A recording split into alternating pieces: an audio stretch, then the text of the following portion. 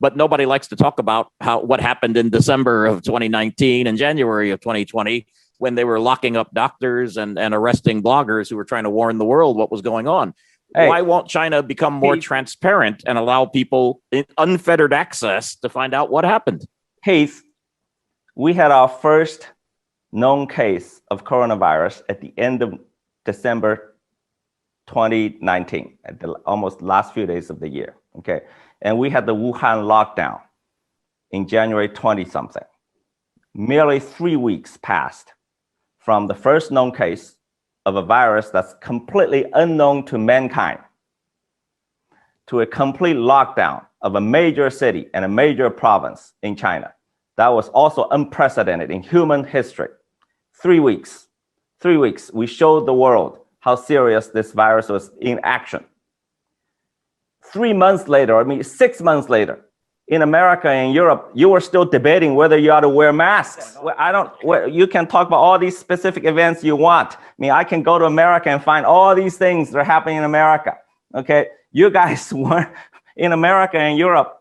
You were debating whether, people were protesting about wearing masks. They're insulting people. Political leaders in America were insulting American people for wearing masks. Nobody's defending America. We're talking about China here. Yeah, what I'm saying is you got to cut people some slack.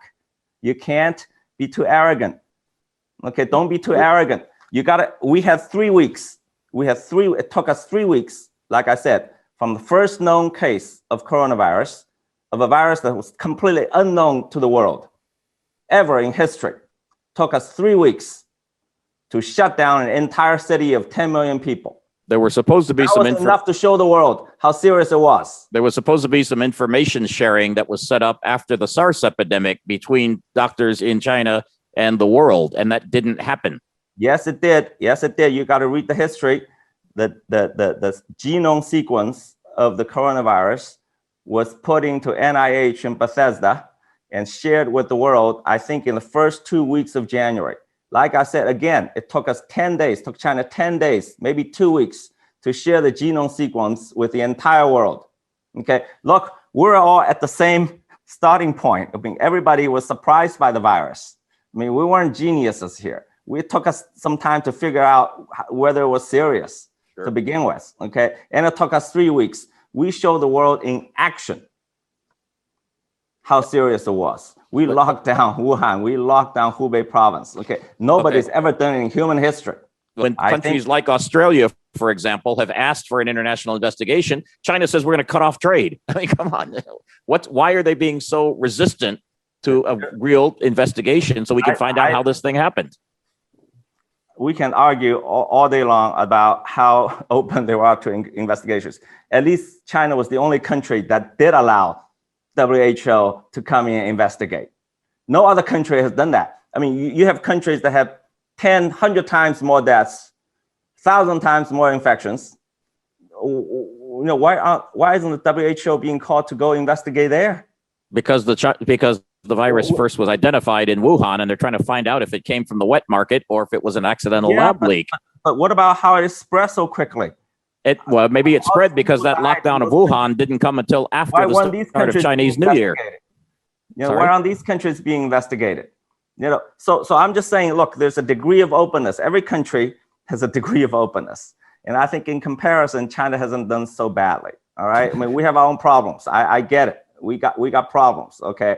But I think one of the reasons why negative views of China have been rising in the rest of the world, in other parts of the world, especially in the West, is that debates like this one, the one you and I are having, are not being aired in Western societies enough. Would this be aired in China? I hope it needs to be aired in America. It also needs to be aired in China. The Chinese already know. The Chinese this debate should be aired in China right now, so everybody can hear this. Maybe it should be, but America and Europe needed much more. Now, I don't want to belabor what happened in Wuhan with the virus, but what Rebecca was just asking about in that question, could that have just been a situation where local officials were afraid to tell people in Beijing, hey, there's a problem here? Yeah, like I said, this was a virus that was unknown to mankind. it's unprecedented for hundreds of years. We've never seen anything like it. So I don't think you can keep information from someone when you don't even know what that information is. I mean, I think it's unreasonable to say, okay, people in Wuhan on January 5th, they should have known this virus is going to cause the worst pandemic in 500 years. Come on. I mean, even, when everybody knew, months after they shut down Wuhan, millions of people in America did not think this thing was any big deal. To say that there were people in Wuhan who were trying to sound the alarm and they were being arrested. That's the point. People were, of course, people sound alarms, but how could you know? In fact, let me go back to in the early days, some people were thought it was SARS, but it wasn't SARS. Okay, nobody knew anything. What's a SARS-like zoonotic virus? No, it was not SARS at all. Okay, so if it was SARS-like, that would if it was SARS, Donald Trump would have been right. It would have gone away magically. One of the things you'll never hear me do, Eric, is defend anything Donald Trump ever said.